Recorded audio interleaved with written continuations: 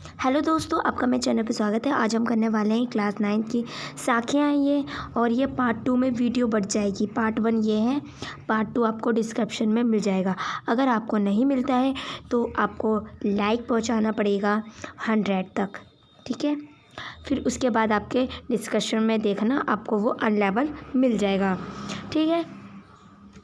आगे चलते हैं, पहले स्टार्ट करते हैं साखियाँ स्टार्ट करने से पहले हम कवि दास जी के बारे में कुछ जानना चाहते हैं कि वो कब हुए थे, ठीक है। उनका जन्म कब हुआ था, उनका नाम क्या है, उनका नाम ये कैसे पड़ा, तो ये चीज़ तो बताते ही हैं।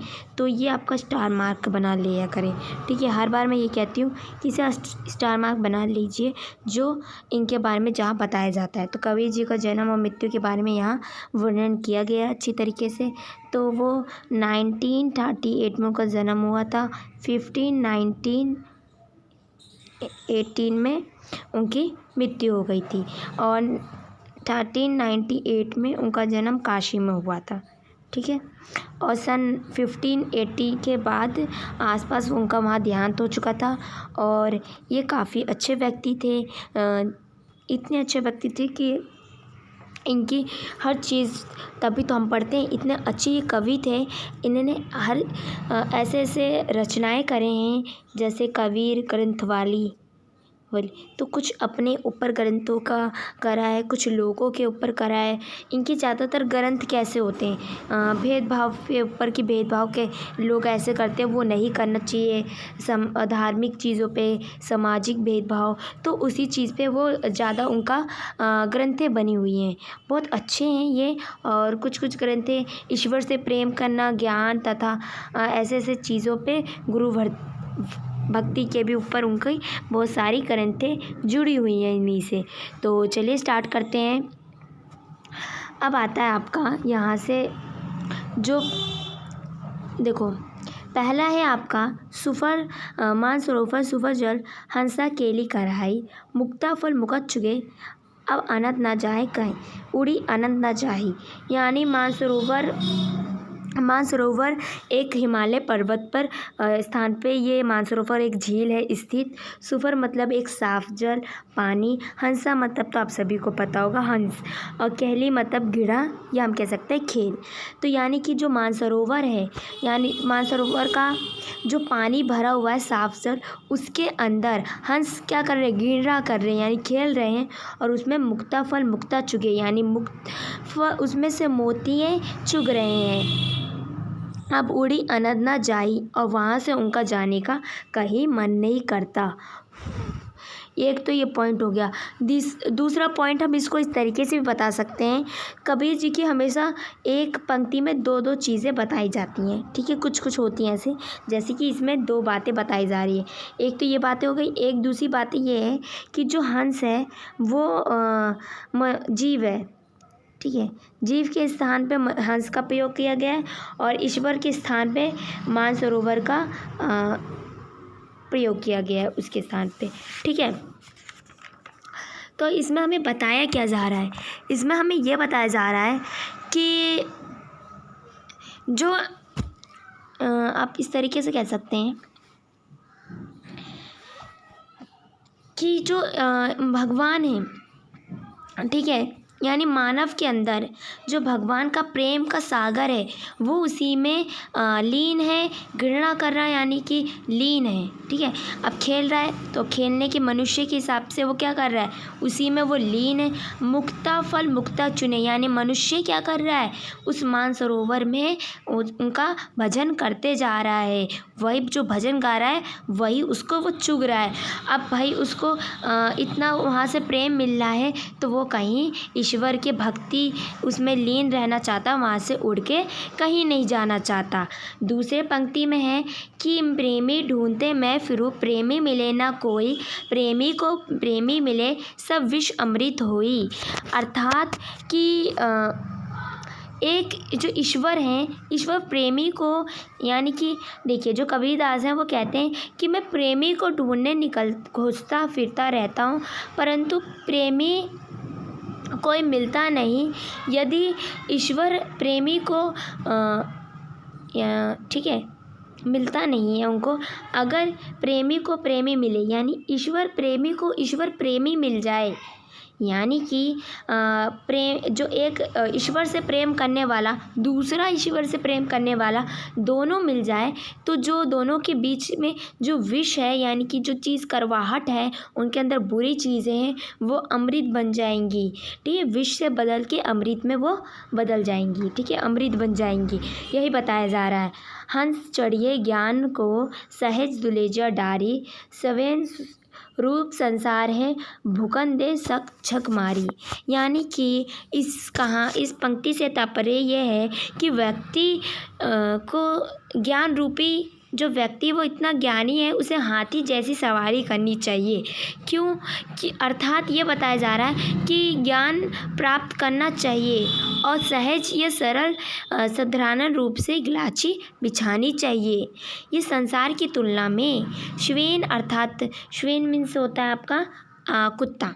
ठीक है, कुत्ते से की गई है, जो आपके ऊपर भौंकता रहेगा, जिसे अनदेखा करके चलते रहना चाहिए आपको, और एक दिन वे स्वयं झक मरकर, अर्थात आपके समय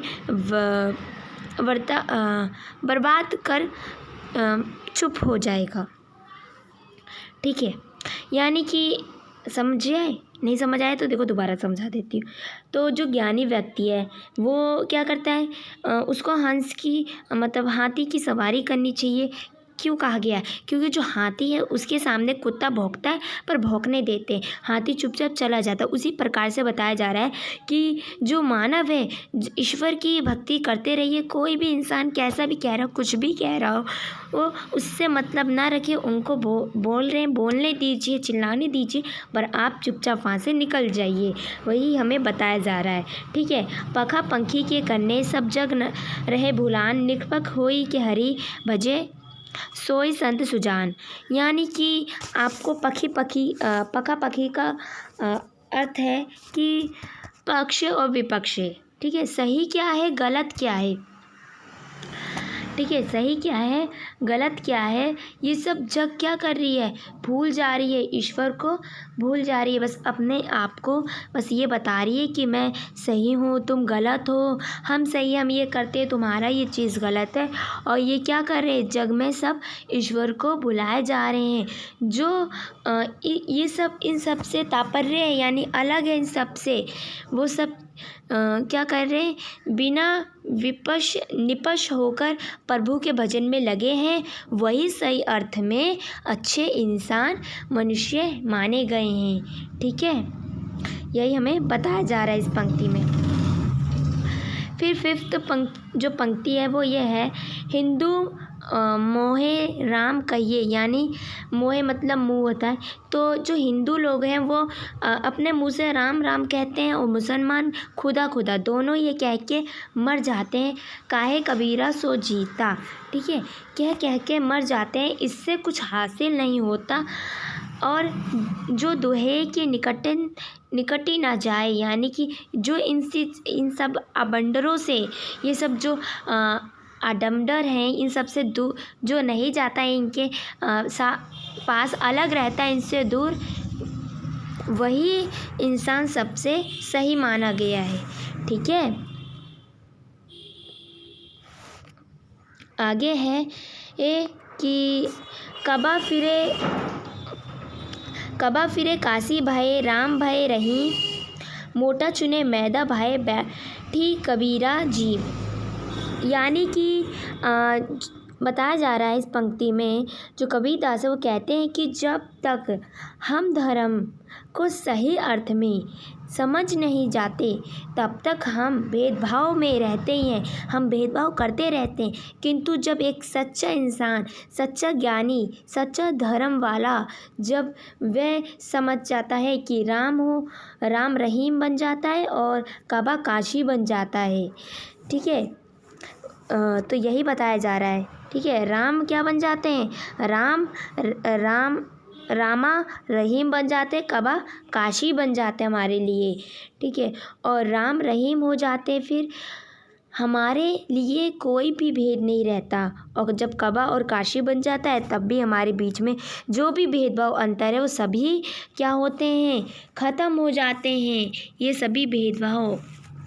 अर्थात ये जो हमें मोटा चूने मैदा भय मीठी कबीरा जीव, इसका अर्थ है कि कबीर उस प्रकार के आटे का भोजन रूप से ग्रहण करते हैं, अर्थात कबीर धर्म के सच्चे रूप को स्वीकार करते हैं। यानी कि जो आटा है, आटा आप लेते हो क्या, गेहूँ आप कहीं से भी लेते हो, ठीक है। अब जो आटा है अब वो पिसता है, एक ही दुकान से कौन कौन लेता है, अलग अलग धर्म के लेते हैं और वही खाते हैं बाद में, तब नहीं देखते कोई धर्म। तो वही देखा जा रहा है कि जब जो इंसान कबीर की तरह सच्चा धर्म वाला है सच्चे रूप से, वे उस भोजन को ग्रहण कर लेता है, वो ये नहीं देखता कि वो किस धर्म का है। ऊँचे कुल का जन्मिए जे कन्ने ऊँचे ना होए, सुभरन कलश सुरा भरा साधु निंदा सोई। यानी कि ये बताया जा रहा है कि जो ऊँचे कुल में जन्म लेने से, जन्म लेने से, ऊँचे परिवार या ऊँचे वंश में जन्म लेने से कोई इंसान ऊंचा नहीं हो जाता। जे कन्ने ऊंचे ना हो, यानी जब तक हमारे ऊंचे कर्म नहीं हो जाते तब तक हम ऊंचे नहीं कहलाते। सुभरन कलश सुभर भरा, जिस प्रकार हम सोने के कलश में अगर हम शराब भर दे, ठीक है, शराब भर दे तब क्या होता है, तब उसकी निंदा ही करेंगे, अर्थात उसका तिरस्कार ही करेंगे, है ना। साधु निंदा सोई, यानी कि उसका तिरस्कार करेंगे। जब आप सोने के कलश में शराब भर दोगे तो सब क्या कहेंगे, तिरस्कार करेंगे, उसका निंदा करते रहेंगे। उसी तरीके से जब आप ऊंचे कुल में जन्म लिए हो और पर आपके ऊंचे कर्म नहीं है तो लोग आपको बुरा कहेंगे ही। फिर आगे है आपका ये जो शब्द है ना, ये हम पार्ट 2 में करेंगे, ठीक है। मैंने आपको पहले बता दिया था कि पार्ट 2 में बटेगा, ठीक है। तो पार्ट 2 में हम ये शब्द करेंगे आपके, ठीक है। और ये जो कबीर की साखियाँ के कुछ ये हैं, इनको आप करके देखिए, नहीं तो मुझे बता देना, मैं आपके इसके नोट और क्वेश्चन आंसर देंगे। आगे है, वीडियो अच्छी लगी हो तो सब्सक्राइब कर दीजिए, लाइक कर दीजिए, शेयर कर दीजिए और कमेंट कर दीजिए। ऐसी ही वीडियो में हम मिलेंगे अगली साखियों में आपके पद में, ठीक है। तो ये आपका यहीं कंप्लीट होता है, अब मिलेंगे हम शब्द में। Bye bye students. अगर ये वीडियो 500 तक लाइक पहुंच जाता है तो आपका शब्द पार्ट 2 आ जाएगा, तो फिर नहीं तो नहीं आएगा, ठीक है। तो बाय बाय।